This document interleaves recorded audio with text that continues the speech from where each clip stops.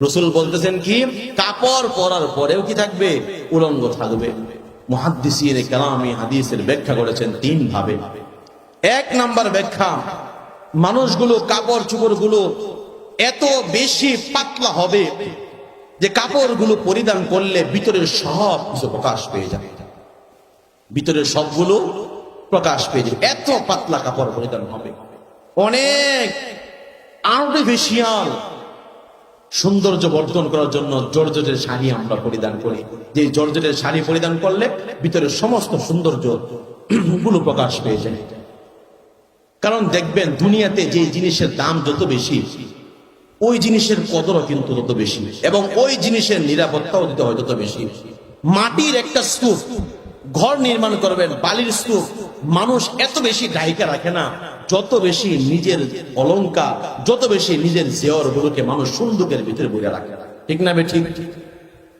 আপনি মাটির একটা বস্তা নিয়ে এই উত্তর নোয়াপাড়া পাড়াবন থেকে ধোলাবাজারে চলে যাবেন, আপনার একটু ভয় হবে না, একটু খারাপ হবে, একটু টেনশন লাগবে না।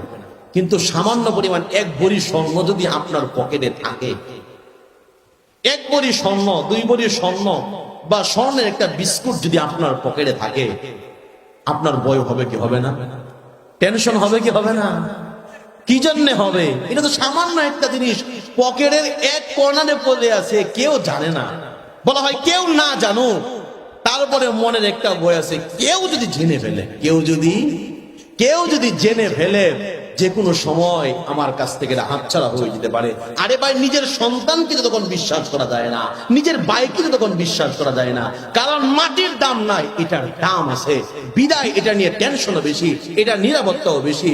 মানুষ মাটিকে, মানুষ বালিকে, মানুষ পেটকাটাকে বাড়ির সামনে উঠানের মধ্যে রেখে দেয়, এটাকে নিয়ে মানুষ টেনশন করে না। কিন্তু এই স্বর্ণ, এগুলো রূপ, এরকম ভাবে হীরা, এরকম ভাবে মুক্তাকে মানুষ কি করে? সুন্দুকের ভিতরে মানুষ ওই আলমিনের পার্সোনাল যে ড্রয়ার আছে, ওই পার্সোনাল ড্রয়ারের ভিতরে ঢুকায় রাখে। কারণ কি?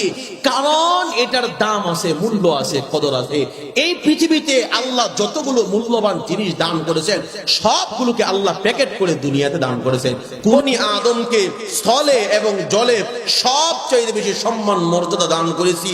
যেই কোরআনে আল্লাহ এই কথা বলেছেন, সেই কোরআনে আল্লাহ বলছেন, লাহুম কুলুবুল লা ইয়াফকাহুনা বিহা ওয়া লাহুম আ'য়ুনুল লা ইবসিরুনা বিহা ওয়া লাহুম আযানুল লা ইয়াসমাউনা বিহা। দুনিয়াতে এমন অনেক মানুষ আসবে, তাদের চক্ষু থাকবে, চক্ষু দিয়ে ভালো কোনো জিনিস দেখতে পারবে না, তাদের কান থাকবে, ভালো কোনো জিনিস শুনতে পারবে না, দিল থাকবে, ভালো কোনো জিনিস উপলব্ধি করতে পারবে না। আল্লাহ বলেন, উলাইকা কাল আনআম, এদের পরিণাম হচ্ছে, এদের উদাহরণ হচ্ছে হাইওয়ান, জানোয়ারের মতন। আল্লাহ যদি এখানেও থামতেন, একটা কথা ছিল, আল্লাহ বলেন বাল হুম আদল, বরং হাইওয়ান জানোয়ারের চেয়েও নিকৃষ্ট। তো যে আল্লাহ বনি আদমকে এত সম্মান দিল, সে আল্লাহ বলছে হাইওয়ান জানোয়ারের চেয়েও নিকৃষ্ট। এর দ্বারাই প্রতীয়মান হয়, একজন মানুষ মায়ের গর্ভ থেকে দুনিয়াতে আসলে সে মানুষ হয়ে যায় না। একটা গরুর বাচ্চা গরুর পেট থেকে বের হলে সে গরুর বাচ্চা হয়, একটা বকরির বাচ্চা বকরির পেট থেকে বের হলে সে বকরির বাচ্চা হয়, একটা মুরগির বাচ্চা ডিম থেকে ফুটলে সে মুরগির বাচ্চা হয়। কিন্তু একজন মানুষের পেট থেকে একটা মানুষ দুনিয়াতে আসলে সে মানুষ হয় না, বরং তাকে মানুষ বানাইতে হয়। এই জন্য গুরুজনের কাছে নিয়ে গিয়ে আমরা বলি, হুজুর বা শিক্ষক বা স্যার, আমার সন্তানটাকে, আমার এই ছেলেটাকে মানুষের মতো মানুষ হিসাবে গড়ে তুলবেন, ঠিক না বেঠিক? মানুষ হিসাবে গড়ে তুলবেন, আদর্শ সুনাগরিক আপনি বানাবেন। আমি আপনাদের কাছে জানতে চাই, বাবা যে তার ছেলেটাকে নিয়ে গেল, এটা কি মানুষের বাচ্চা না গরু ছাগলের বাচ্চা? মানুষের বাচ্চা যদি হয়ে থাকে, তাহলে প্রশ্ন এইটা জাগে, তাহলে এই কথা কোন কারণে বলতেছে যে মানুষের মতো হিসাবে, মানুষ হিসাবে গড়ে তুলবেন, ভালো একজন মানুষ তাকে বানায়া দিবেন, ভদ্র একজন মানুষ তাকে বানায়া দিবেন, সুশিক্ষিত একজন মানুষ তাকে গড়ে দিবেন। এর দ্বারাই বোঝা যায় যে মানুষ মায়ের গর্ভ থেকে জন্ম হলে মানুষ হয় না, মানুষ তাকে বানাইতে হয়। আর একজন মানুষ তখনই প্রকৃত মানুষ হবে যখন একজন মানুষের ভিতরে মনুষ্যত্ব থাকবে, মানবিক মূল্যবোধ থাকবে। আর মূল্যবোধ গুলো কখন আসবে? বলা হয় যখন ওই মানুষটার ভিতরে দ্বীনদারি থাকবে, ওই মানুষটার ভিতরে আল্লাহর ভয় থাকবে, ওই মানুষটার ভিতরে সাহাবায়ে কেরামের আদর্শ থাকবে। আর সাহাবায়ে কেরামের আদর্শের মূর্ত প্রতীক ছিলেন তাবিঈনগণ, তাবিঈনদের আদর্শের মুক্তবুদ্ধি ছিলেন তাবিঈনগণ। এইরকম ভাবে সালফে সালেহিন, খোলাফায়ে রাশিদিন, আইম্মায়ে মুজতাহিদিন সহ আস্তে আস্তে উলামায়ে কেরাম পর্যন্ত এসে ঠেকেছেন। এজন্য মুহতারাম হাজিরিন, একজন মানুষ দুনিয়ার শিক্ষায় শিক্ষিত হলে সে প্রকৃত মানুষ হতে পারবে না। দুনিয়ার জ্ঞান বিজ্ঞানের দিক দিয়ে সে আগায় গেলেও সে প্রকৃত মানুষ হতে পারবে না যতক্ষণ না পর্যন্ত দ্বীন ইসলাম, যতক্ষণ না পর্যন্ত ধর্মীয় শিক্ষা, যতক্ষণ না পর্যন্ত ধর্মীয় মূল্যবোধ তার ভিতরে না থাকবে। অনেক মানুষ এরকম আছে। আচ্ছা বলি আপনাদেরকে, এই পৃথিবীতে বর্তমান আদমশুমারি অনুযায়ী প্রায় 800 কোটি মানুষ আছে। কত কোটি? 800 কোটি মানুষ আছে। 800 কোটি মানুষের ভিতরে প্রায় 250 কোটি বা 200 কোটি মুসলমান আছে, ঠিক না ঠিক? 200 কোটি মুসলমানের ভিতরে 200 কোটি মুসলমানে কি 5 ওয়াক্ত নামাজ পড়ে? আওয়াজ দিয়ে কম। 200 কোটি মুসলমানে 5 ওয়াক্ত নামাজ পড়ে না। যদি আমরা হিসাব দাঁড় করা দেখা যাবে 200 কোটির মধ্যে 100 কোটি যদি আমরা বাদ দেই, 100 কোটি নামাজ পড়ে। এখন প্রশ্ন হলো, 100 কোটি যদি নামাজ পড়ে, 100 কোটির মধ্যে দেখবেন অর্ধেক মানুষই আল্লাহর হুকুম, নবীর তরিকা, সুন্নত মোতাবেক নামাজ পড়ে না, ঠিক না ঠিক? 40-50 বছর যাবত ওয়াজ শুনতেছেন, এখনো পর্যন্ত সূরা ফাতিহা ঠিক হয় নাই, এখনো পর্যন্ত ওযুর ফরজ আপনার জানা নাই, এখনো পর্যন্ত গোসলের ফরজ আপনার জানা নাই, এখনো পর্যন্ত নামাজের ফরজ, ওয়াজিব, সুন্নাত, মুস্তাহাব আপনার জানা নাই, এখনো পর্যন্ত যাকাতটা কিরকম ভাবে দিবেন এটা আপনার জানা নাই, এখনো পর্যন্ত জানা নাই রোজা কখন শুরু হয় কখন শেষ হয়। এখন বলবেন হুজুর, রোজা শুরু হয় যখন ফজরের আজান দেয়, তখন রোজা শেষ হয় কখন? মাগরিবের সময়। না রে ভাই, মাগরিবের আজানের সময় রোজা শেষ হয় না। রোজা শুরু হয় সুবহে সাদিক থেকে, শেষ হয় সূর্যাস্তের সাথে সাথে। কথা বুঝতেছেন? এই জন্য দেখবেন অনেক মা বোনেরা, অনেক মুরব্বীরা আজানের সময় কি করে? পান চাবায়। ওই আজানে লা ইলাহা ইল্লাল্লাহ যখন বলা শেষ হবে তখন পানি খাওয়া, তখন খানা খাওয়া বন্ধ করতে হবে। অথচ সে জানেই না যদি আজানের মাঝখানে সে খায় তার রোজা ভেঙে গেছে, সারাদিন সে উপবাস থাকবে, তার রোজা হবে না। কারণ রোজা ফজরের আজান হওয়ার আগে, ওয়াক্ত হওয়ার আগেই রোজা শুরু হয়ে গেছে। এই জন্য মুহতারাম হাজিরিন, একজন মানুষ হজ করে 5 লক্ষ 6 লক্ষ টাকা খরচ করে, কিন্তু হজটা তার পরিপূর্ণ হয় নাই। হজ কি জন্য করে? বয়স হয়ে গেছে। কি জন্য করে? আল্লাহ অনেক টাকা পয়সা দিছে। কি জন্য করে? ছেলে মেয়েদের বিয়ে শাদী করাইয়া ফেলছি, আর কোনো জায় ঝামেলা নাই, এখন হজটা করে আসি। আল্লাহ রাসূল সাল্লাল্লাহু আলাইহি ওয়াসাল্লাম বলেন, উম্মত, আল্লাহ কোন ইবাদতের ক্ষেত্রে আল্লাহর কাছে বলে নাই বান্দা এটা সহজায়নের জন্য আল্লাহর কাছে ফরিয়াদ করো, আল্লাহর কাছে চাও। শুধুমাত্র হজের ক্ষেত্রে আল্লাহ বলছেন, বান্দা আমার কাছে সাহায্য চাও, যাতে করে তোমার হজের বিধানগুলো আমি আল্লাহ সহজ করে দেই। কারণ অল্প কয়েক দিনের ভিতরে, অল্প কয়েকটু সময়ের ভিতরে অনেকগুলো কাজ করতে হয়, যেগুলো একজন শক্তিশালী মানুষের পক্ষে করা অসম্ভব হয়ে যায়। আর আমাদের দেশের মানুষের অবস্থা, বয়স যখন 50 হয়, যখন 60 হয়, যখন 70 হয়, তারে দিয়ে যখন আর কোনো কাম হবে না, ছেলে মেয়ে নাতিনত করে মিলে 5 লক্ষ টাকা দিয়ে তারা আল্লাহর ঘর জিয়ারতের জন্য পাঠায়া দেয়, ঠিক না বে ঠিক? আরেকটা ধারণা কি, যে হজ করে আসলে তো আল্লাহ জিন্দেগীর সমস্ত গুনাহ খাতা মাফ করে দিবে। এখন যদি হজটা বয়সের শেষে, লাস্টের দিকে করি, 60 বছর বয়সে, তাহলে 60 বছর জিন্দেগীর গুনাহ আল্লাহ তাআলা মাফ করে দিবেন, এরকম ধারণা অনেক আছে। আরে ভাই, হজ যদি কবুল হয় আল্লাহ 60 বছরের জিন্দেগীর গুনাহ মাফ করবে, এটা হচ্ছে আল্লাহর শর্ত। এখন যদি আপনার হজটা হজই না হয়, শর্ত সারায়াত ওয়াজিব যদি আপনার আদায় না হয়, তাহলে কি আপনার হজটা পরিপূর্ণ হবে? আর হজ যদি পরিপূর্ণ না হয়, তাহলে আপনার 60 বছরের জিন্দেগীর গুনাহ তো ওইভাবেই পড়ে থাকবে, ঠিক না বে ঠিক? মাছ যখন মানুষ নদীতে মারতে যায়, সবাই কি সমান হারে মাছ ধরতে পারে? কেউ খালয় ভরে ফেলে, কারো খালয় তলাও ভরে না, আবার কেউ পায়ও না, ঠিক না বেটি? এই জন্য মুহতারাম হাজিরিন, আমার বোঝানোর উদ্দেশ্য যেটা, যে মানুষের দ্বীনদারিত্বের অভাব। আমাদের মা বোনগুলো সব দিক দিয়ে তারা পিছায় আছে। আগায় আছে কোন দিক দিয়ে? বলা হয় দুনিয়ার দিক দিয়ে আগায় আছে। কয়েকটা খামিরা বানায় দেন, এই খামিরা আটা ময়দা গুইলা বিভিন্ন ফুল বানায় ফেলতেছে, বিভিন্ন বিস্কিট বানিয়ে ফেলতেছে, বিভিন্ন পিঠা দ্বারা বানিয়ে ফেলতেছে। কৃষি কাটার সুই আর সুতা ধরাইয়া দেন, বলা হয় সুন্দর সুন্দর কারুকার্য করে ফুল বানাই দিয়েছে। বলা হয় কাগজ নিয়ে দেন, ও কাগজ কেটে কেটে সুন্দর করে ঘরকে সাজানোর জন্য তৈরি করতেছে। কিন্তু ওই মাটা, ওই বোনটা তার জীবনকে কিভাবে সুন্দর করতে হবে এটা সে জানে না। কারণ কি? কারণ সে যে ঘর থেকে আসছে সেই ঘরেও এটা জানানো হয় নাই। যে ঘরে আসছে সেই ঘর থেকেও সে জানে না একজন বাবা তার মেয়েকে বিয়ে দেওয়ার সময় শাড়ি দেয়, অলংকার দেয়, গিফট দেয়, বা এরকম ভাবে বিভিন্ন ফার্নিচার দেয়, অলংকার দেয়, কুকারিজ দেয়, কাপড় চোপড় দেয়, হ্যাঁ এরকম অনেক কিছু দেয়। বলা হয় যার সামর্থ্য যত বেশি আছে, পায়ের পাতা থেকে নিয়ে মাথার একেবারে টিকলি পর্যন্ত সব দিয়ে দেয়, কিন্তু এই বাবাটা তার মেয়ের দিলের ভিতরে দিনদারি দেয় না, দিনদারি দেয় না। দিনদারি না থাকার কারণে এই মেয়েটা যখন নতুন ঘরে আসে, সে জানে না তার স্বামীর হক কি, সে জানে না তার শ্বশুর শাশুড়ির হক কি, সে জানে না তার সন্তানের হক কি। যখন একে অন্যের হক আদায় না করে, তখনই সমাজের মধ্যে বিশৃঙ্খলা আর অরাজকতা তৈরি হয়ে যায়।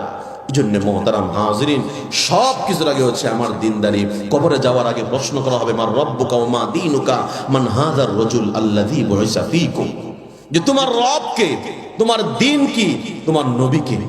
এখানে তুমি কি খায় আসছো? মৃত্যুর সময় তোমার বিছানার বেডটা কেমন তুলতুলে ছিল, কোন কাপড়টা পরিধান করে দুনিয়া থেকে শেষ বিদায় নিয়েছো, বিদায় নেওয়ার সময় সবার কাছে সাক্ষাৎ করে আসছো কিনা, তোমার মৃত্যুটা কেমন সুন্দর হয়েছে।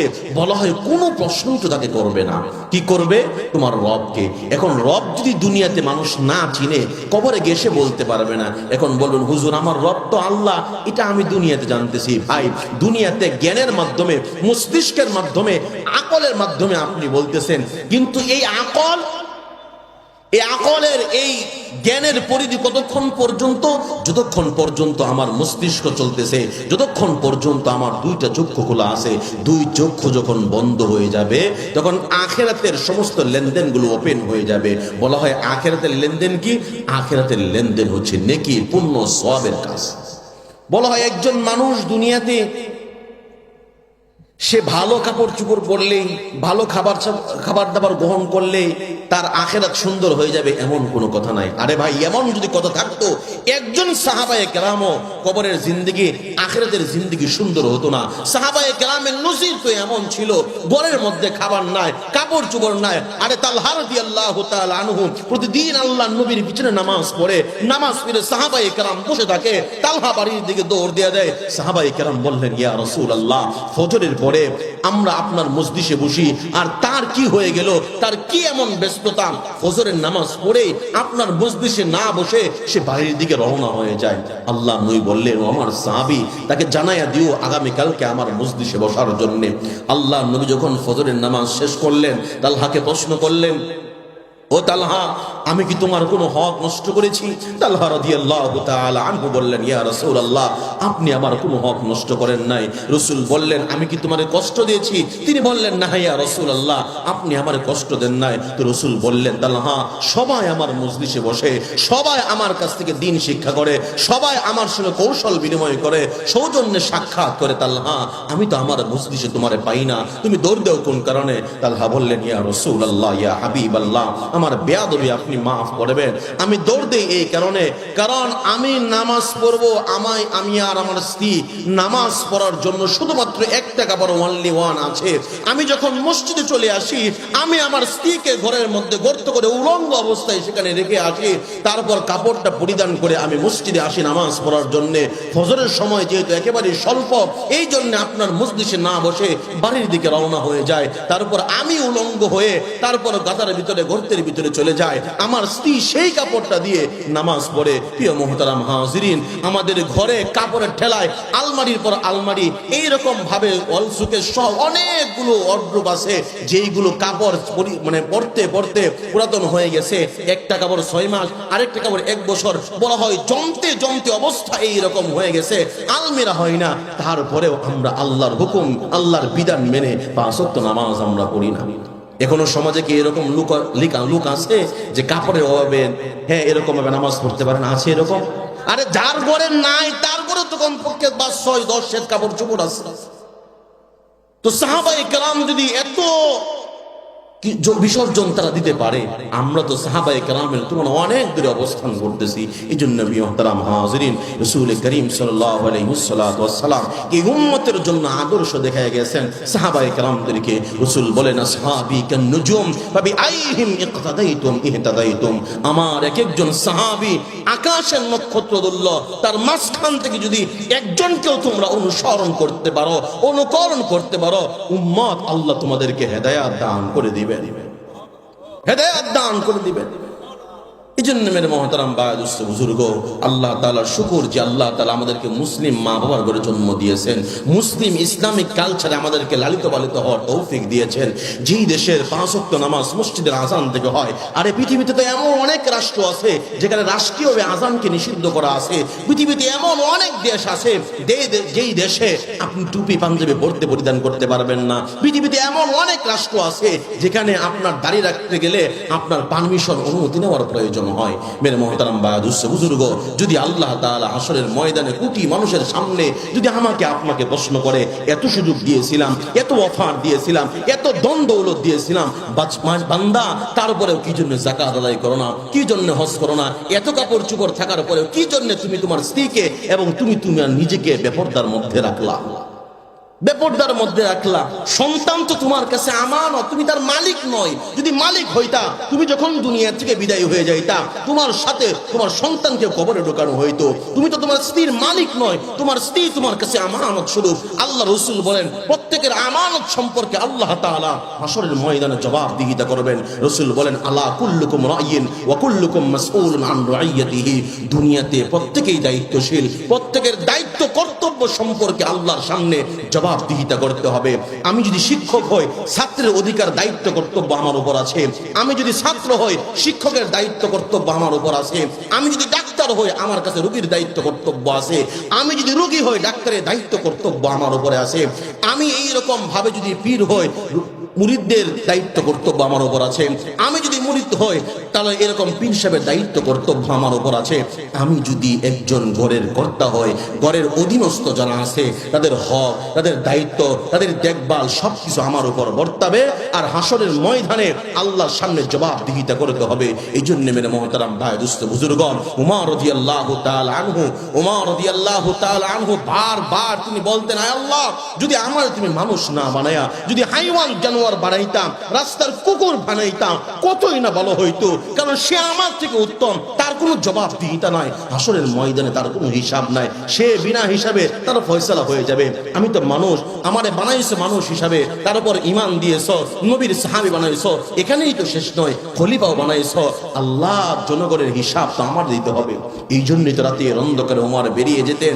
একদিন হাঁটতে হাঁটতে গিয়ে দেখেন যে একটা ঘরের ভিতরে অল্প আলো জ্বলতেছে। ওমর রাদিয়াল্লাহু তাআলা আনহু সেখানে প্রজাতির অবস্থা খোঁজ খবর নেওয়ার জন্য গেলেন। গিয়ে দেখলেন কি, একজন বুড়ি মা তার পাতিলের মধ্যে, তার কড়াইয়ের মধ্যে পাথর দিয়ে নড়াচড়া করতেছে আর মিথ্যা আশ্বাস তার সন্তানদেরকে দিচ্ছে, অল্প কিছুক্ষণের মধ্যে খাবার তৈরি হয়ে যাবে, ইন্তজার করো, খাবার তৈরি হয়ে যাবে। ওমর বললেন, ও মা, তুমি তো মিথ্যা আশ্বাস তাকে দিচ্ছ, তোমার এই কড়াইয়ের মধ্যে, এই পাতিলের মধ্যে তো কোনো খাবার নাই। সেই মহিলা বলতে লাগলো, আজকে কয়েকদিন যাবৎ আমার ঘরে কোনো খাবার নাই, কয়েকদিন যাবৎ ঘরে কোনো খাবার নাই, কয়েকদিন যাবৎ ঘরে কোনো খাবার নাই, ক্ষুধার যন্ত্রণায় সন্তানগুলো ছটফট করতেছে। ও মেরে মহতারাম ভাই বুজুর্গ, আমাদের ঘরগুলোতে খাবারের কোনো অভাব নাই। সকালের নাস্তার জন্য খাবার আছে, দুপুরের জন্য খাবার আছে। খাবার তো এমন বেশি, আমাদের খাবারগুলো আমাদের হাঁস মুরগি খাওয়ায়, আমাদের খাবারগুলো গরুকে খাওয়ায়, আমাদের খাবারগুলো ছাগলকে খাওয়ায়। একটা সময় তো মানুষের অবস্থা এইরকম ছিল, ঘরে দিয়ে এরকম খাবার ছিল না, সন্তান ছিল 10 জন 12 জন, 5 জনের খাবার ঘরের মধ্যে রান্না হয়েছে, বাবা বা দাদা এসে মেহমান নিয়ে বসে সবাইকে খেয়ে ফেলছে। আরে মেরে মহতারাম বা দুস্থ বুজুর্গ, আমার বাবার কাহিনী আমি আপনাদেরকে শোনাই। আমার বাবা দোলা স্কুল এন্ড কলেজের ছাত্র, হাই স্কুলের ছাত্র ছিলেন। তিনি বলতেন যে একটা মিষ্টি আলো খেয়ে দল বেঁধে ছাত্রদেরকে, সাথীদের বন্ধু বান্ধব নিয়ে আসতাম দোলা স্কুলে। একটা মাত্র টি শার্ট, একটা শার্ট ছিল লাল কালারের, এটা পরে আসতাম। আবার স্কুল থেকে গিয়ে এটা খুলে আবার ধুয়ে দিতাম, পরদিন সকালবেলা এটা পরে আসতাম। তিনি বলতেন যে সন্তান ছিলাম আমরা, ভাই বোন ছিলাম 11 জন, হ্যাঁ 5 জন 6 জনের খাবার রান্না হতো, পেট ভরে কোনোদিন খাইতে পারি না। কিন্তু আল্লাহ তাআলা আমাদেরকে এত প্রাচুর্য দান করেছেন যে আমাদের ঘরের অবশিষ্ট ভাগগুলো, খাবারগুলো পরদিন সকাল বেলায় হাঁস মুরগি খায়, ঠিক না বে ঠিক? যেই খাবার এক সময় মানুষ খেতে পারতো না, আবার আমাদের রুচির মধ্যে কতটুকু উন্নতি আসছে। এক সময় মানুষ এরকম ভাবে মোটা চাউল খাইতো, এখন পর মোটা চাইলে হয় না, তারপর মিনিকেট নামলো, না মিনিকেটেও হয় না, তারপর হাজির সাহেব নামলো, এরকম ভাবে চিকন করতে করতে এখন চিকন চাউল ছাড়া, চিকন ভাত ছাড়া আমাদের হজম হতে চায় না, ঠিক না বে ঠিক? বলা হয় দুনিয়ার লাইনে মানুষের উন্নতি অগ্রগতি যতই হচ্ছে, আখিরাতের লাইনে মানুষের অবনতি ততই বেড়ে যাচ্ছে। একটা সময় মানুষ যদি ফু দিত, কোনো কিছু না বলে গ্লাস ফেটে যেত, মানুষের ঈমান আমল ছিল তারাক্কি, কিন্তু মানুষের সব কিছু বাড়ছে, কিন্তু অবস্থা এরকম হয়ে গেছে পুরা 30 পারা কোরআন করে ফু দিলে এখন কাজ হয় না, ঠিক না বে ঠিক? কারণ কারো ভিতরে আপনার সহি ইসলাম দিন এগুলো আমাদের কারো মধ্যে নেই। এই জন্য মেরে মহতারাম বুজুর্গ বলতেছিলাম যে কথা, ওই বুড়িমা সন্তানকে সান্ত্বনা দিচ্ছে। ওমর বললেন, বা তুমি মিথ্যা আশ্বাস দিচ্ছ কোন কারণে? সেই মা বলছে, আমি মিথ্যা আশ্বাস দিব না তো কি করব? আমি তো জানি মদিনার রাষ্ট্রপ্রধান হচ্ছে ওমর ইবনুল খাত্তাব রাদিয়াল্লাহু তাআলা আনহু। তো সে কি জন্য আমার খোঁজ খবর নিল না? উমর কিভাবে জান্নাতে যায়, হাসরের ময়দানে কিভাবে পার হয়, এটা আমার দেখার আছে, এটা আমার দেখার আছে। উমর কিভাবে জান্নাতে যায়, এটা আমার দেখার আছে। উমর রাদিয়াল্লাহু তাআলা আনহু এই কথা শুনে ফেল করে কেঁদে তিনি বাইতুল মালে চলে আসলেন। আব্দুল্লাহ ইবনে সালাম রাদিয়াল্লাহু তাআলা আনহুকে বললেন, ও আমার খাদেম, বস্তাবন্দি করো, মাথায় নিয়ে চলো সেই বুড়ি মহিলার বাড়িতে, সেখানে খাবার আমরা পৌঁছাইয়া দেই।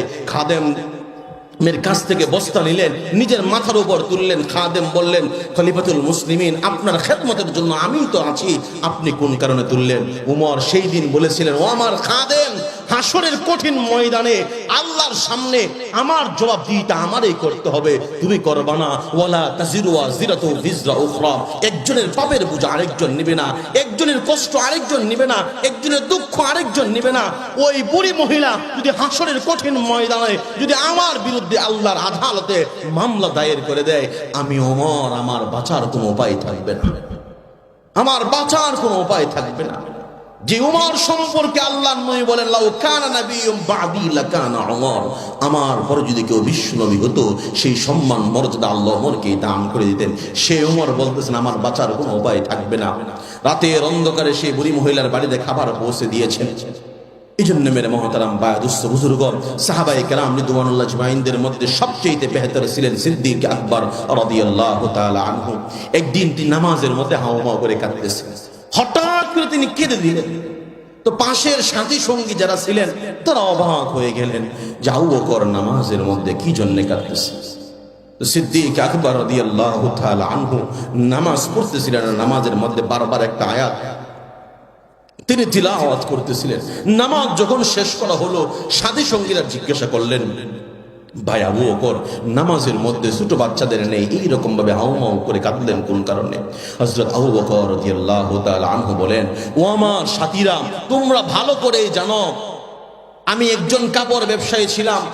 আজ থেকে নিয়ে 6 মাস পূর্বে আমার কাছ থেকে একজন মহিলা কাপড় নিয়েছিল। 6 মাস পরে সে কাপড়টা আমাকে ফেরত দিয়েছে, টাকা রিটার্ন নিয়েছে। আমি প্রশ্ন করলাম, বোন, আপনি নিজে পছন্দ করে কাপড়গুলো নিয়েছেন, আবার 6 মাস পরে ফেরত দিলেন কোন কারণে? সেই মহিলা বলতেছে, আবু বকর, এই কাপড় আমার পছন্দ হয় না, আমার পছন্দ যেই কাপড় হবে না সেটা আমি পরিধান করব না। তোমার কাপড় তুমি নিয়ে যাও, আমার টাকা আমার কাছে পৌঁছায়া দাও। হযরত আবু বকর রাদিয়াল্লাহু তাআলা আনহু বলতেছেন, ভাই, তখন সেই মহিলা তার টাকা ফেরত দিল, আমারে আমার কাপড় বুঝাইয়া দিল। হ্যাঁ, এটার ধারা আমি আল্লাহর কোরআনের সঙ্গে এই আয়াতটাকে মিলাইয়া নিলাম। ইন্নাল্লাহা আশতারা মিনাল মুমিনিনা আনফুসাহুম ওয়া আমওয়ালাহুম বিআন্না লাহুমুল জান্নাহ। এই আয়াতে কারিমার মধ্যে আল্লাহ তাআলা বলছেন, ইন্নাল্লাহা আশতারা মিনাল মুমিনিনা আনফুসাহুম ওয়া আমওয়ালাহুম বিআন্না লাহুমুল জান্নাহ। নিঃসন্দেহে আল্লাহ তাআলা মুমিনদের কাছ থেকে, ঈমানদারদের কাছ থেকে আল্লাহ জান্নাতের বিনিময়ে জান আর মালকে আল্লাহ ক্রয় করে নিয়েছেন। জান আর মাল একজনের জন্য। আওয়াজ দিয়ে বলেন তো, তিনি কে? আল্লাহ। আল্লাহ রব্বুল আলামিন অটোমেটিক জান্নাতের বিনিময়ে আপনার কাছ থেকে জানার মাল নিয়ে নিছেন। আপনি বলবেন আমার জান আমার প্রাণ, আপনি বলবেন আমার মাল আমার মাল, না কিছুই তো না। যদি আপনার জান হইতো তাহলে জানটা প্রাণটা আপনার নিয়ন্ত্রণে থাকতো। করে ভাই আপনার আমার নিয়ন্ত্রণ তো নাই। দুনিয়াতে আসছিও আল্লাহর ইচ্ছায়, দুনিয়া থেকে বিদায় নিব আল্লাহর ইচ্ছায়, দুনিয়াতে আসি এটাও তো আল্লাহর ইচ্ছায়, ঠিক না বে ঠিক? সবই তো মালিকের ইচ্ছায়। তাহলে কোথায় আমার? যদি আমারই হইতো, এই মোবাইলটা আমি যে রকম ভাবে ব্যবহার করি, আমি ইচ্ছা করলে এটাকে ভাঙতেও পারি, ইচ্ছা করলে তাকে হাদিয়াও দিতে পারি, ইচ্ছা করলে আমি ফেলেও দিতে পারি, এটা আমার। কিন্তু আপনি তো আপনার জানের কোনো মালিক না। জানের মালিক যদি হইতেন, আপনার মন যখন চাইতো তখন আপনি মৃত্যুবরণ করতেন, আপনার মন যখন চাইতো তখন দুনিয়াতে আপনি আসতেন। এই জন্য মেরে মহতারাম বুজুর্গ, এই দুনিয়াতে কিছুই আমাদের নয়, সব কিছুই হচ্ছে আল্লাহ তাআলার জন্য। এইরকম ভাবে আবু হানিফা রাহমাতুল্লাহি আলাইহি একদিন তাহাজ্জুদ নামাজ পড়তেছিলেন। তাহাজ্জুদ নামাজের মধ্যে আল ইয়াউমা নাখদিমু আলা আফওয়াহিহিম ওয়া তুকাল্লিমুনা আইদিহিম ওয়া তাশহাদু আরজুলুহুম বিমা কানু ইয়াকসিবুন। এই আয়াত সামনে আসলো সূরা ইয়াসিনের আরেকটা আয়াত, ওয়ামতাজুল ইয়াউমা আইয়ুহাল মুজরিমুন, ওয়ামতাজুল ইয়াউমা আইয়ুহাল মুজরিমুন। আবু হানিফা রাহমাতুল্লাহি আলাইহির মাওয়াইজের মধ্যে, জীবনীর মধ্যে লেখা আছে যে তাহাজ্জুদ নামাজের সময় যখন সামনে এই আয়াত আসছে, এই আয়াত ওয়ামতাজুল ইয়াউমা আইয়ুহাল মুজরিমুন, হাসরের কঠিন ময়দানে আল্লাহ তাআলা যখন বলবেন আজকের এই দিনে অপরাধী তোমরা যারা আসো তোমরা বিচ্ছিন্ন হয়ে যাও, অপরাধী তোমরা যারা আসো ইমানদার থেকে আজকে বিচ্ছিন্ন হয়ে যাও, যারা গুনাহগার আসো তারা বিচ্ছিন্ন হয়ে যাও, যারা অপরাধী আসো তারা বিচ্ছিন্ন হয়ে যাও, যারা দুনিয়াতে ঠকিয়েছ তারা আলাদা হয়ে যাও। ইমাম আযম আবু হানিফা রাহমাতুল্লাহি আলাইহি এই একটা আয়াত পড়ে তিনি তাহাজ্জুদ নামাজ শেষ করে দিলেন। তারপর তিনি দোয়া করলেন। তার সাথী সঙ্গীরা জিজ্ঞাসা করলো, এই এক আয়াতের মাধ্যমে নামাজ শেষ করলেন কিভাবে, সামনে পড়লেন না কোন কারণে? আবু হানিফা রাহমাতুল্লাহি আলাইহি তার নবী সাল্লাল্লাহু আলাইহি ওয়াসাল্লামের কলিজা সন্তান, নয়নের মনি, আদরের দুলালি মা ফাতেমা রাদিয়াল্লাহু তাআলা আনহা তার স্বামীকে একদিন বললেন, গিয়ে আমার বাবার কাছে একজন খাদেম বা খাদেমা চান। কারণ এরকম ভাবে যাতা ঘুরাইতে এই হাতের মধ্যে ফুসকা পড়ে গেছে, পানি টানতে কোমরের মধ্যে দাগ পড়ে গেছে, খেদমতের লোকের প্রয়োজন, একজন খাদেমা প্রয়োজন। আলী রাদিয়াল্লাহু তাআলা আনহু আল্লাহ নবীর কাছে আসলেন, এসে বললেন, ইয়া রাসূলুল্লাহ, ইয়া হাবিবাল্লাহ, আপনার কন্যা বলছে একজন খাদেমের ব্যবস্থা করে দেওয়ার জন্য। সাথে সাথে আল্লাহ নবী সেই ফাতেমার বাড়িতে রওনা হয়ে গেলেন। গিয়ে বললেন, ফাতেমা, আমি কি তোমাকে খাদেমের চাইতে উত্তম কোন জিনিস বলবো না, দিব না? ফাতেমা অবাক হয়ে বলেন, খাদেমের চাইতে উত্তম জিনিস? আল্লাহু আকবার, কত ভালো, কত উৎকৃষ্ট মানের জানি হয়ে থাকে। রাসূল বললেন, ফাতেমা, যখন তুমি ঘুমের ঘরে ঘুমাইতে যাইবা, ঘুমানোর আগে 33 বার সুবহানাল্লাহ, 33 বার আলহামদুলিল্লাহ, 34 বার আল্লাহু আকবার, এই মোট 100 বার করে ঘুমাইবা। এই 100 বার পড়াটা একজন খাদেমের চাইতে আল্লাহর কাছে বেশি প্রিয়, একজন খাদেমের চাইতে আল্লাহর কাছে বেশি প্রিয়। খাদেমা না দিয়ে আমল শিখায় দিচ্ছেন। আমাদের সন্তানগুলো জিনিস চায়, আমরা জিনিস দেয়া দেই। আমাদের সন্তানগুলো দিন চায়, আমরা দিন দেই না। কি জন্যে? আমি বাবা, আমার ভিতরে দিনদারি নাই। আমি মা, আমার ভিতরে দিনদারি নাই। আমি মা, আমার ভিতরে পর্দা বসিদে নাই। আমি মা, আমার ভিতরে ইসলামের আদর্শ নাই। আমি বাবা, আমার ইনকামকে এখনো পর্যন্ত আমি হালাল বানাইতে পারি নাই। আমি বাবা, এখনো পর্যন্ত আমি হারাম পথে উপার্জন করি। আমি ছেলে, আমি যুবক, আমি একজন পুরুষ, এখনো অনৈতিক ভাবে আমি আমার জীবন জিন্দেগি পরিচালনা করতেছি। প্রিয় মুহতারাম হাজিরিন, আল্লাহ যদি হাসরের ময়দানে কোটি মানুষের সামনে আমাকে আপনাকে প্রশ্ন করে, আল্লাহর সামনে হিসাব দিয়ে জান্নাতে যাওয়ার মতন এখানে এমন কোন ব্যক্তি আছে? এমন কোন পাঠান আছেন যে আল্লাহর সামনে হিসাব দিয়ে আমি জান্নাতের ভিতরে চলে যাব? আরে ভাই, আল্লাহ যদি হিসাব চায়, 60 বছর জিন্দগির হিসাব তো দূরের কথা, 60 দিনের জিন্দগির হিসাব দিতে পারবেন না।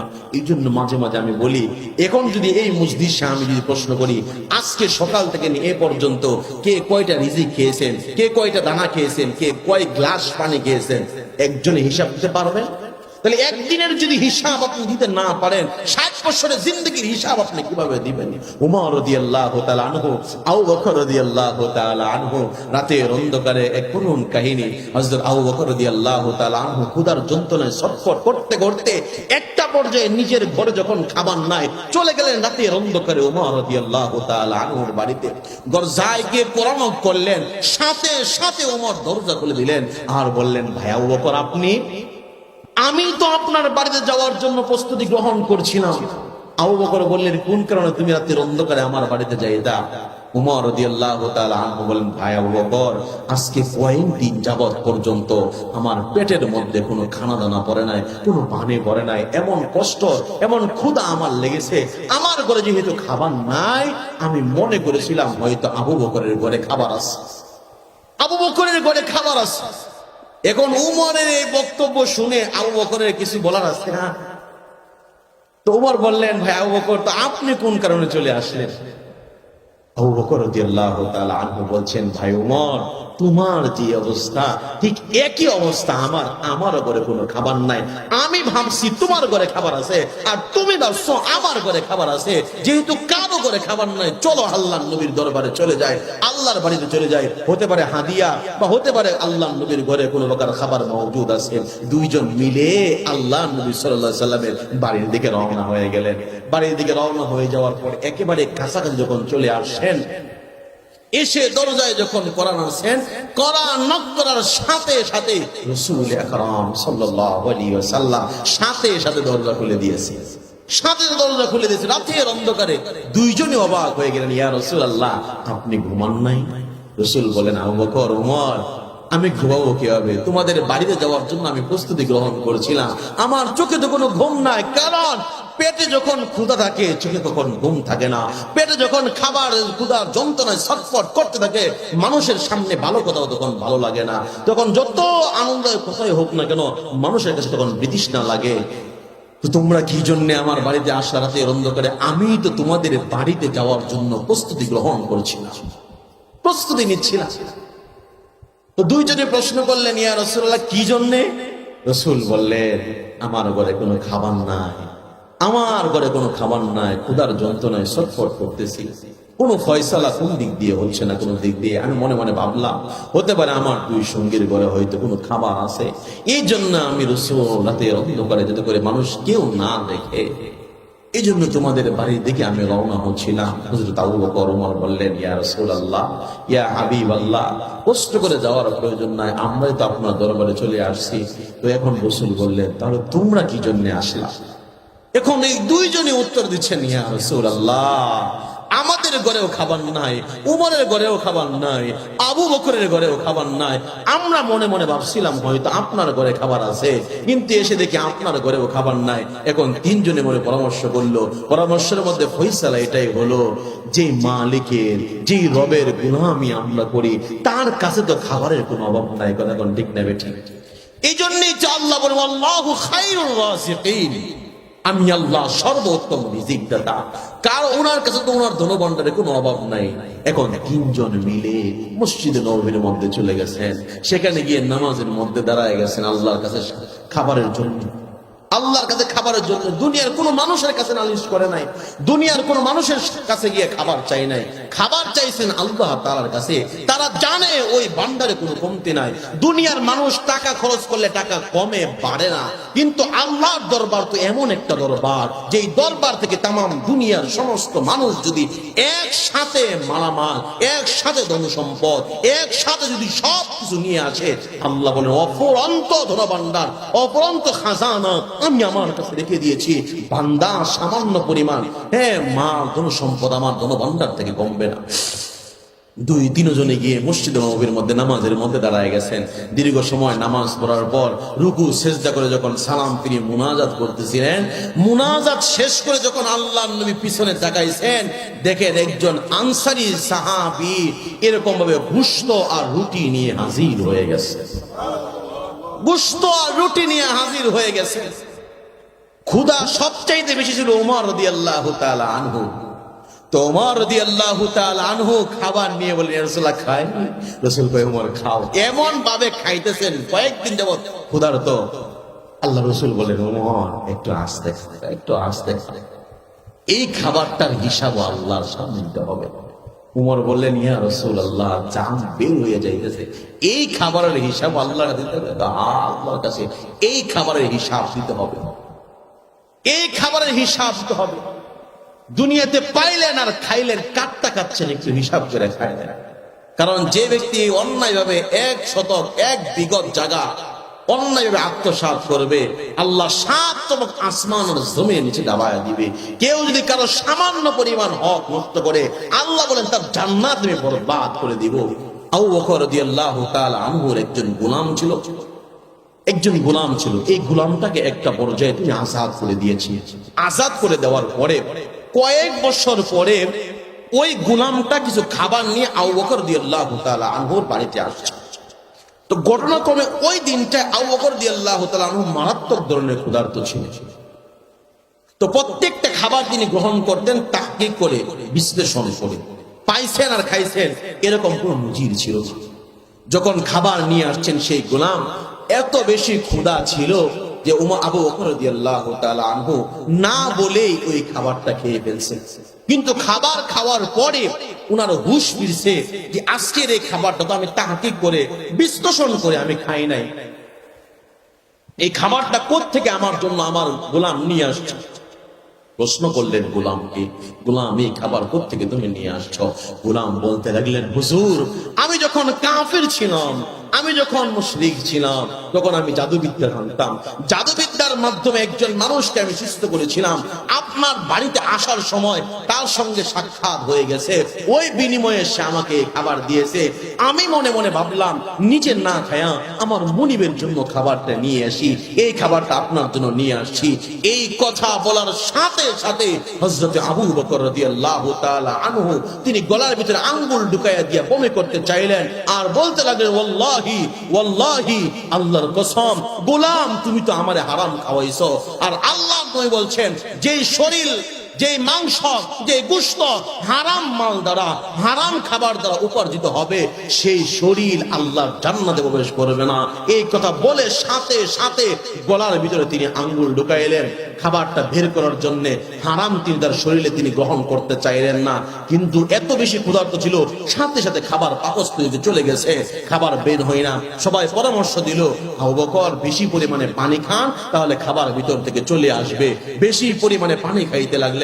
একটা পর্যায়ে এসে হারাম খাবারগুলো তার মুখ দিয়ে বের হয়েছে। তখন তিনি আল্লাহর শুকর আদায় করলেন যে, আল্লাহ তুমি আমারে হেফাজত করছো, তুমি আমাকে হেফাজত করছো এই হারাম মাল থেকে। এই জন্য আল্লাহ তাআলা পবিত্র কোরআনে কারীমের বিভিন্ন জায়গায় বলছেন, ও আমার বান্দা বান্দিরা, আমি আল্লাহ তোমাদের জন্য যা হালাল করেছি, আমি আল্লাহ তোমাদের জন্য যা উৎকৃষ্ট দুনিয়ার জমিনে রেখেছি, সেইগুলো তোমরা ভক্ষণ করো, সেইগুলো তোমরা খাও, এইগুলো তোমরা খাও, এগুলোর মধ্যে আমি আল্লাহ বরকত দান করে দিব। কোশ্চিন কালে হারামের কাছে তোমরা যাইও না, কারণ হারাম যেই শরীরের মধ্যে যাবে, হারাম যেই পেটের মধ্যে যাবে, ওই পেট দিয়ে, ওই শরীর দিয়ে আল্লাহর ইবাদত আল্লাহর কাছে কবুল হবে না। ঈমানের পরে 2 নাম্বার শর্ত হচ্ছে আমল কবুল করার জন্য, ইবাদত কবুল করার জন্য মালটা হালাল হওয়া। কি হওয়া ভাই? মাল হালাল হওয়া, মাল হালাল হওয়া। এই জন্য মেরে মহতারাম বাহাদুর বুজুর্গ বলতেছিলাম যে এই কথা, যে এইরকম ভাবে প্রত্যেকটা ঘরে, প্রত্যেকটা মজলিসে, প্রত্যেকটা জায়গায় আমাদের দিনদারি প্রবেশ করানো দরকার। আমাদের মা বোনেরা সব দিক দিয়ে পিছায় আছেন। আল্লাহ নবী সাল্লাল্লাহু আলাইহি ওয়াসাল্লাম, খরজা রাসূলুল্লাহ সাল্লাল্লাহু আলাইহি ওয়াসাল্লাম ইলাল মুসাল্লা ফি আযহা আও ফিতর, বুখারীর হাদিস। আল্লাহ নবী একদিন ঈদগাহের দিকে রওনা হচ্ছিলেন সকাল বেলায়। হঠাৎ করে কিছু মহিলাদের জটলা তিনি দেখতে পেলেন, ফিসফিস আওয়াজ আসছে। আল্লাহ রাসূল বললেন, ও মহিলারা, তোমরা বেশি থেকে বেশি পরিমাণ আল্লাহর রাস্তায় সদকা করো, আল্লাহর রাস্তায় বেশি থেকে বেশি পরিমাণ সদকা করো। একজন মহিলা বলেই ফেললেন, ইয়া রাসূলুল্লাহ, আমরা কোন কারণে আল্লাহ রাস্তায় বেশি থেকে বেশি পরিমাণ সদকা করব? রাসূল বললেন, আমাকে আল্লাহ যখন জান্নাত আর জাহান্নাম দেখাইছে, যখন আমি জাহান্নাম দেখলাম যে জাহান্নামের ভিতরে অধিকাংশ সংখ্যক হচ্ছে এই নারী, এই মহিলারা, আর মহিলারা সবচাইতে বেশি জাহান্নামী হবে দুইটা কারণে। আল্লাহ রাসূল বলে তাকফুরনা লানা ওয়া তাকফুরনা আশিরা, তোমরা বেশি থেকে বেশি পরিমাণ অভিসম্পাদ করো, মানুষকে অভিশাপ দাও, স্বামীকে অভিশাপ দাও, সন্তানকে অভিশাপ দাও, মানুষকে অভিশাপ দাও। বলা হয় আরেকটা হচ্ছে অকৃতজ্ঞ হও। কার? স্বামীর অকৃতজ্ঞ হও। স্বামীর অকৃতজ্ঞ হওয়া এবং অভিশাপ দেওয়া, এই দুই কারণে আল্লাহ রাসূল বলেন সবচাইতে বেশি জাহান্নামী হবে মহিলারা। যে মহিলাদের সম্পর্কে আল্লাহ রাসূল বলেন আল জান্নাতু তাহতা আকদামিল উম্মাহাত, দুনিয়াতে প্রত্যেকটা মায়ের পায়ের নিচে আল্লাহ তার জান্নাতকে লিখে দিয়েছেন। এই মহিলাদের সম্পর্কে আল্লাহ রাসূল সাল্লাল্লাহু আলাইহি ওয়াসাল্লাম সতর্কবাণী উচ্চারণ করেন, মা তারাক্তু বাদি ফিতনাতান আদারু আলার রিজালি মিনান নিসা, যে আমি রাসূল দুনিয়া থেকে বিদায় হয়ে যাচ্ছি, আমার পরে উম্মতের উপর সবচাইতে ভয়াবহ যে ফিতনা দাঁড়াবে সেটা হচ্ছে আমার পুরুষ শ্রেণীর উপর মহিলাদের ফিতনা, পুরুষ শ্রেণীর উপর মহিলাদের ফিতনা। আমার কোন উম্মত যদি মহিলাদের ফিতনা এড়িয়ে সামনের দিকে অগ্রসর হতে পারে সেই পুরুষ কামিয়াব, আর যদি মহিলার কাছে আবদ্ধ হয়ে যায় সে পুরুষ নাকাম হয়ে যাবে। পৃথিবীর ইতিহাসে যতগুলো সাম্রাজ্য আছে, যতগুলো সালতানাত ছিল, দেখবেন সবগুলোর পিছনে দায়ী হচ্ছে হয়তো নারী, হয়তো মদ, নয়তো ক্ষমতা বিশু, এইরকম ভাবে দুনিয়ার স্বার্থ, দুনিয়ার স্বার্থ। এই কারণে সমস্ত সাম্রাজ্যগুলো এই ভারতবর্ষ প্রায় 1000 বছরের উপরে মুসলমানরা রাজত্ব করেছে। যে স্পেন কর্ডোবা, যে মসজিদ সারা পৃথিবীর মধ্যে সবচেয়ে বড় মসজিদ ছিল কর্ডোবা, স্পেনের জমিনের মধ্যে 800 বছর পর্যন্ত মুসলমানরা স্পেনের জমিন তারা শাসন করেছিল। কিন্তু রাজা ফার্ডিন্যান্ড আর রানী ইসাবেলার কৌশলের সামনে হেরে গিয়ে যখন আব্দুর রহমান সহ ওই সাম্রাজ্যশালী ব্যক্তিরা যখন ক্ষমতা লোভী হয়ে গেছে, নারী লোভী হয়ে গেছে, মাদকাসক্ত হয়ে গেছে, আর যখন মালের পিছনে পড়ে গেছে, আল্লাহ তাআলা সবগুলো আস্তে আস্তে নাস্তানাবুদ করে নিয়েছেন।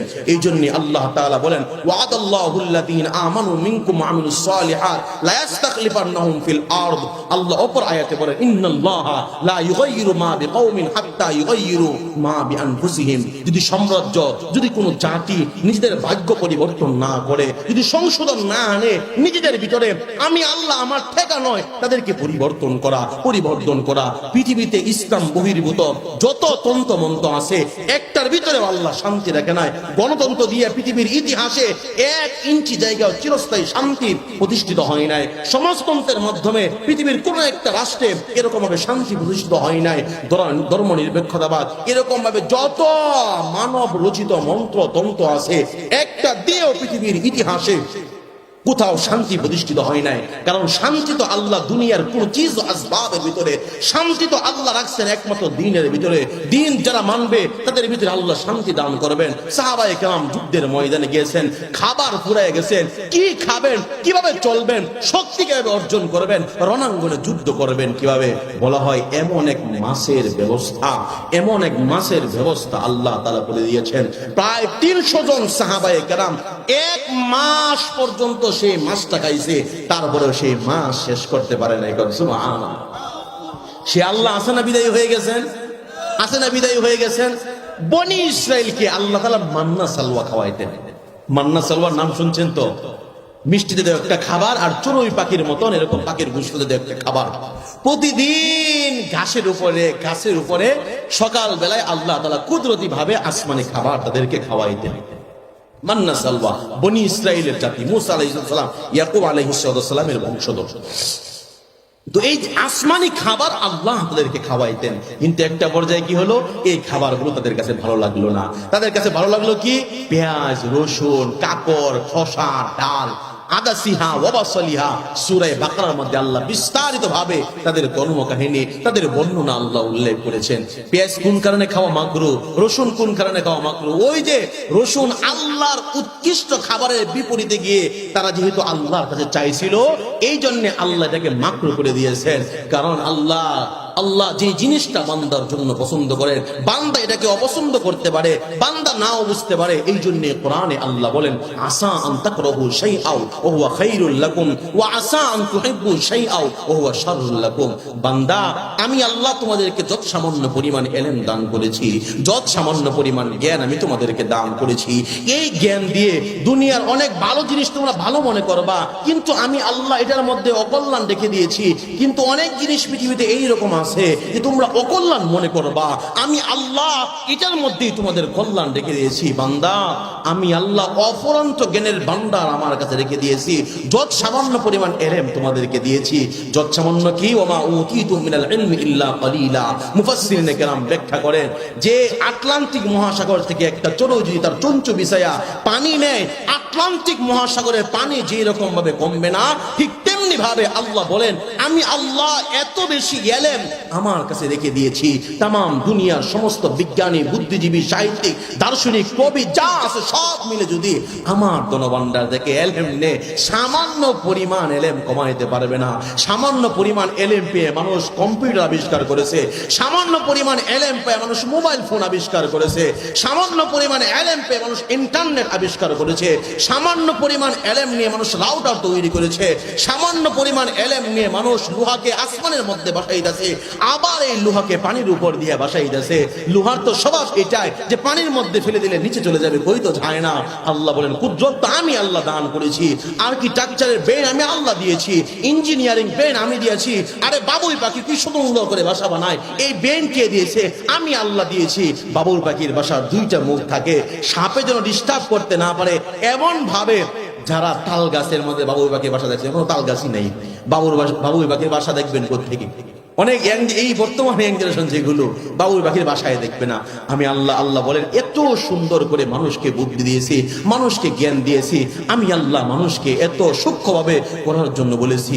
আজ থেকে নিয়ে 20 বছর পূর্বের মানুষ ভাবতেও পারতো না যে একটা পর্যায়ে মানুষের কাছে এত আধুনিক ডিভাইস চলে আসবে যে মানুষ দেখে দেখে 6000, 7000, 8000 মাইল দূরের মানুষের সঙ্গে সরাসরি কথা বলবে। মানুষ ভাবতে পারতো একটা পর্যায়ে? মানুষ কথা বলার জন্য আগের দিন সিরিয়াল দিত যে আগামীকাল রাত 8টায় অমুকে ফোন দিবে সৌদি আরব থেকে, দোকানে এসে হাজির থাকেন। ডিশ এন্টেনিয়া ছিল, এরকম ভাবে এন্টেনিয়া দেওয়া থাকতো, ওখান থেকে নেটওয়ার্ক নেওয়া থাকতো। আর আজকে আধুনিক বিশ্ব কি হয়েছে? হাতের মুঠোয় পৃথিবী চলে আসছে, ঠিক না বেঠিক? এই জন্য মেরে মহতারাম বায়াদুস বুজুর্গ বলতেছেন আল্লাহ তাআলা, বান্দা আমি তোমাদের জন্য যা কল্যাণকর মনে করি তাই হবে। ওমা তাশাউনা ইল্লা আইয়াশা। বান্দা তোমরা যা চাইবে আমি আল্লাহ তাই করব না, তোমরা যা চাইবে আমি তাই করব না। আমি আল্লাহ যা চাইবো তাই হবে, তাই করব। সেই পথেই সেই মতেই তোমাদেরকে চলতে হবে, সেই পথেই তোমাদেরকে চলতে হবে, সেই পথেই তোমাদেরকে চলতে হবে। সামনে যদি আগুন আর এরকম ভাবে স্বর্ণ রাখা হয়, একটা ছোট্ট 2 বছরের নবজাতককে যদি ছেড়ে দেওয়া হয়, নবজাতক কিন্তু স্বর্ণের দিকে যাবে না, আগুনের দিকে যাবে, ঠিক না বেঠিক? কারণ যেটা জ্বলতেছে সেটা আলো প্রজ্বলিত হচ্ছে, স্বর্ণের তেমন গ্লেজ সে দিচ্ছে না। বলে হয় কি, আগুনে যায় কোন কারণে? তার ওই জ্ঞান মস্তিষ্ক না থাকার কারণে। আল্লাহ বলেন দুনিয়ার মানুষগুলো জাহান্নামের দিকে ডাকাইতেছে, আমি আল্লাহ তোমাদেরকে জান্নাতের দিকে ডাকতেছি। কেমন জান্নাত? আল্লাহ বলেন ওয়াসারিউ ইলা মাগফিরাতিন মির রাব্বিকুম ওয়া জান্নাতিন আরদুহা সামাওয়াতু ওয়াল আরদ। আল্লাহ বলেন এমন জান্নাত, যে জান্নাতের দূরত্ব হচ্ছে, যে জান্নাতের পরিধি হচ্ছে 500 বছরের রাস্তা। রাসূলুল্লাহ সাল্লাল্লাহু আলাইহি ওয়াসাল্লাম বলেন কত বড় জান্নাত? যেই ব্যক্তির ভিতরে যারা পরিমাণ ঈমান থাকবে, যেই ব্যক্তিটা সর্বশেষ জান্নাতের মধ্যে প্রবেশ করবে, আল্লাহ তাআলা 10 দুনিয়া সমান জান্নাতের মালিক তারে বানায়া দিবে। জান্নাতের মালিক আল্লাহ তারে বানায়া দিবে। এই জন্য মেরে মহতারাম বায়াদুস বুজুর্গ বলছিলাম যে কথা আল্লাহ রাসূল সাল্লাল্লাহু আলাইহি ওয়াসাল্লাম মহিলাদের সম্পর্কে এইটা বাণী উচ্চারণ করেছেন।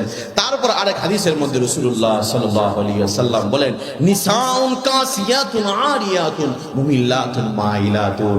ও আমার সাহাবীরা, আমি রাসূল আমার এই সময়ে, আমার এই কালে, এই যুগে ওই শ্রেণী দুইটা নাই, যেই 2 শ্রেণী আমার বর্তমানে পৃথিবীতে আসে। আর এই 2 শ্রেণীকেই আল্লাহ তাআলা জাহান্নাম দান করবেন, জান্নাত দিবেন না। এর মধ্যে একটা হচ্ছে রাসূলুল্লাহ সাল্লাল্লাহু আলাইহি ওয়াসাল্লাম বলেন এমন কিছু মহিলা দুনিয়াতে আসবে যারা কাপড় চোপড় পরিধান করার পরেও তারা উলঙ্গ থাকবে। কাপড় চোপড় পরিধান করার পরেও উলঙ্গ থাকবে। আমরা তো কাপড় পরি উলঙ্গতাকে সতর্কে ঢাকার জন্য। রাসূল বলতেছেন কি, কাপড় পরার পরেও কি থাকবে? উলঙ্গ থাকবে। মুহাদ্দিসিনে কেরাম এই হাদিসের ব্যাখ্যা করেছেন 3 ভাবে। 1 নাম্বার ব্যাখ্যা, মানুষগুলো কাপড় চোপড় গুলো এত বেশি পাতলা হবে যে কাপড়গুলো পরিধান করলে ভিতরের সব কিছু প্রকাশ পেয়ে যাবে, ভিতরের সবগুলো প্রকাশ পেয়ে যাবে। এত পাতলা কাপড় পরিধান হবে, অনেক আর্টিফিশিয়াল সৌন্দর্য বর্ধন করার জন্য জর্জেটের শাড়ি আমরা পরিধান করি, যে জর্জেটের শাড়ি পরিধান করলে ভিতরে সমস্ত সৌন্দর্য গুলো প্রকাশ পেয়ে যায়। কারণ দেখবেন দুনিয়াতে যে জিনিসের দাম যত বেশি, ওই জিনিসের কদরও কিন্তু তত বেশি, এবং ওই জিনিসের নিরাপত্তাও দিতে হয় তত বেশি। মাটির একটা স্তূপ ঘর নির্মাণ করবেন, বালির স্তূপ মানুষ এত বেশি ঢাইকা রাখে না, যত বেশি নিজের অলংকার, যত বেশি নিজের জেওর গুলোকে মানুষ সুন্দুকের ভিতরে বইয়া রাখে, ঠিক না বেঠিক? আপনি মাটির একটা বস্তা নিয়ে এই উত্তর নোয়াপাড়া পাড়াবন থেকে দোলাবাজারে চলে যাবেন, আপনার একটু ভয় হবে না, একটু খারাপ হবে, একটু টেনশন লাগবে না। কিন্তু সামান্য পরিমাণ এক ভরি স্বর্ণ যদি আপনার পকেটে থাকে, এক ভরি স্বর্ণ, দুই ভরি স্বর্ণ বা স্বর্ণের একটা বিস্কুট যদি আপনার পকেটে থাকে, আপনার ভয় হবে কি হবে না? টেনশন হবে কি হবে না? কি জন্য হবে? এটা তো সামান্য একটা জিনিস, পকেটের এক কর্নারে পড়ে আছে, কেউ জানে না। বলা হয় কেউ না জানো, তারপরে মনের একটা ভয় আছে, কেউ যদি জেনে ফেলে, কেউ যদি জেনে ফেলে, যে কোনো সময় আমার কাছ থেকে হাতছাড়া হয়ে যেতে পারে। আরে ভাই, নিজের সন্তানকে তো তখন বিশ্বাস করা যায় না, নিজের ভাইকে তো তখন বিশ্বাস করা যায় না, কারণ মাটির দাম নাই, এটার দাম আছে। বিদায় এটা নিয়ে টেনশনও বেশি, এটা নিরাপত্তাও বেশি। মানুষ মাটিকে, মানুষ বালিকে, মানুষ পেটকাটাকে বাড়ির সামনে উঠানের মধ্যে রেখে দেয়, এটাকে নিয়ে মানুষ টেনশন করে না। কিন্তু এই স্বর্ণ, এগুলো রূপ, এরকম ভাবে হীরা, এরকম ভাবে মুক্তাকে মানুষ কি করে সুন্দুকের ভিতরে, মানুষ ওই আলমিনের পার্সোনাল যে ড্রয়ার আছে, ওই পার্সোনাল ড্রয়ারের ভিতরে ঢুকায় রাখে। কারণ কি? কারণ এটার দাম আছে, মূল্য আছে, কদর আছে। এই পৃথিবীতে আল্লাহ যতগুলো মূল্যবান জিনিস দান করেছেন, সবগুলোকে আল্লাহ প্যাকেট করে দুনিয়াতে দান করেছেন।